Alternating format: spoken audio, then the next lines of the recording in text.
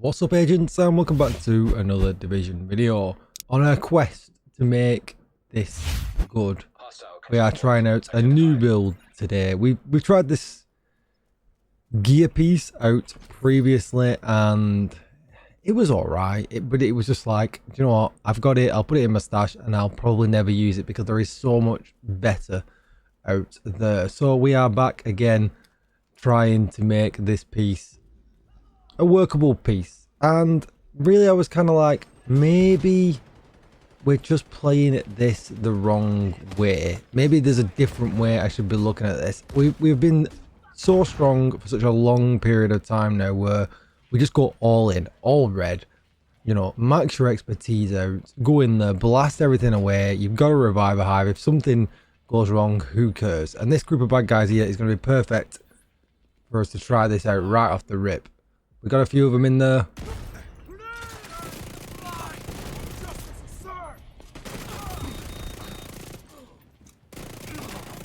Kind of felt like it went alright.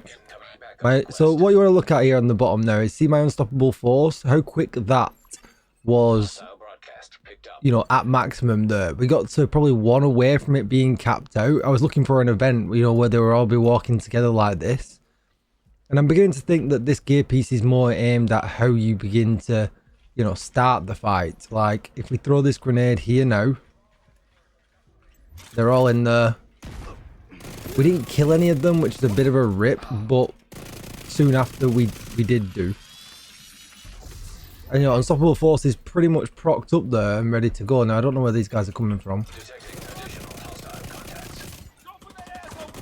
Have I got time to throw a grenade here on the spawn point? Probably not. No cover. This is the world's worst spot to be in right now.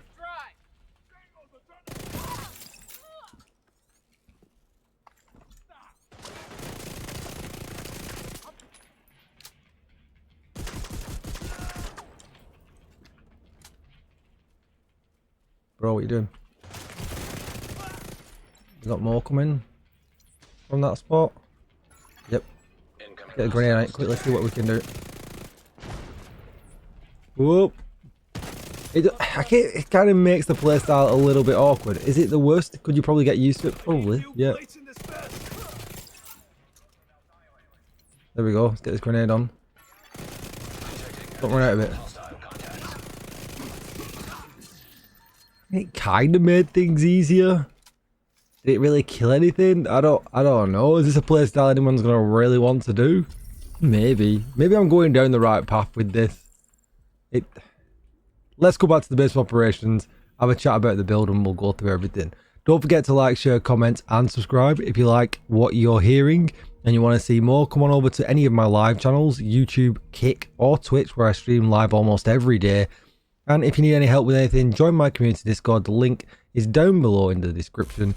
Where we'll do incursions and raids and all things like that when I'm live. With all that said though, let's get straight into this. So, I was running firewall because of the firewall shield. Just make sure you're taking either assault rifle damage or SMG damage, depending on what you're going to be using, which is probably going to be either the St. Elmo or the Ouroboros, depending on if you've got one yet. And the shield basically because we want the extra damage from them being in the radius in front of the shield. With all that said though, let's just take a quick look at the build. So here we are. So this was the chest piece I'm trying to lean into and trying to make good. Now in the last build that I did, it revolved around the shotgun. It just didn't feel great.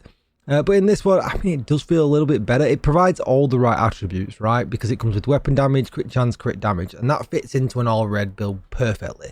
But the talent really doesn't give any extra damage off the rip. Like, you know, you're running something like Glass Cannon, you're running Intimidate, you know, you're running my favorite, Obliterate, and it's just pure damage right off the rip. This thing doesn't give you anything like that. It gives you 3 grenade capacity, 50% grenade radius, 35% grenade damage, and 25% grenade damage for each extra enemy caught in the blast.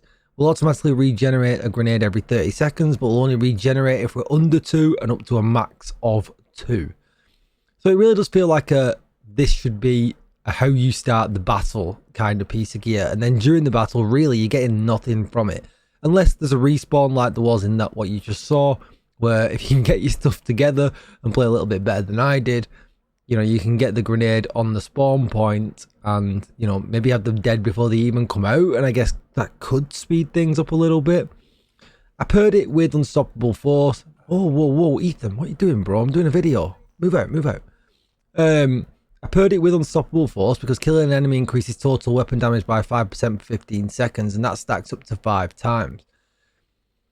Now, I was thinking about pairing it with a perfect Unstoppable Force, which I haven't got the backpack in here now, but it's just not worth it. It comes with the Lengmore gear set, and explosive resistance, skill damage, and LMG damage just don't work for me as far as brand set bonuses go. They're absolutely terrible. Now, could you swap the collector out though, moving on a little bit quickly, for this, the Carpenter? Now look how lucky I've been here. I got a crit chance, crit damage one. I could put the core attribute to weapon damage, and I could use perfect Mad Bomber. Increases the grenade radius by 75%, and grenades that kill an enemy are refunded, and that kind of makes this a winner, because this only I'm going to run out of grenades if I'm running around too long with this. Although 30 seconds isn't terrible, at some point you could see that if you're actively using it, you might run out of grenades. The grenade radius is 50%. On this one, it's 75%. So maybe that's a different way of going. Maybe perfect Mad Bomber might be the win, but you're not really getting anything here. And this is a pretty hard piece to get. Are you really going to farm this? Probably not, because it's pretty unicorny. If you get lucky like me, you might get one and go, do you know what, I'll give it a go. Is it going to replace Obliterate, Glass Cannon, and all things like that? Probably not. So we'll go back to this. Other options, perhaps here on the backpack, you could go with Opportunistic and start off with a shotgun throw. So if they don't die, they're all going to take more damage. That might be a way, and do a bit of a weapon swap.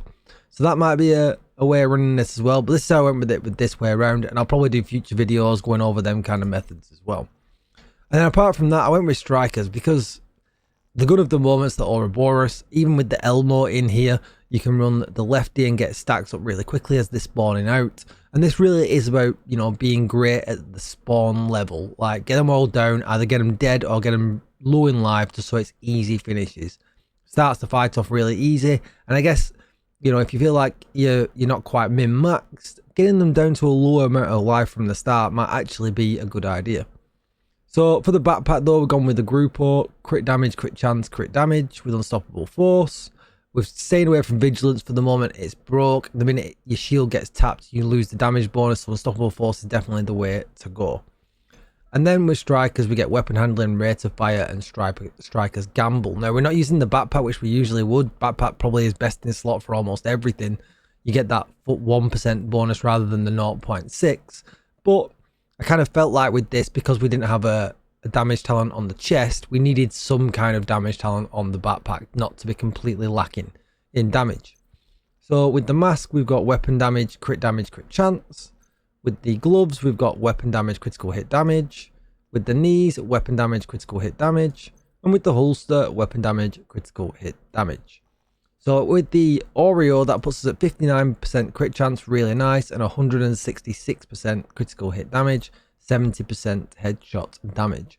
Actually makes some really nice stats. Although we're kind of lacking in a damage talent, this is really high, and this is going to be able to walk through anything in the game anyway.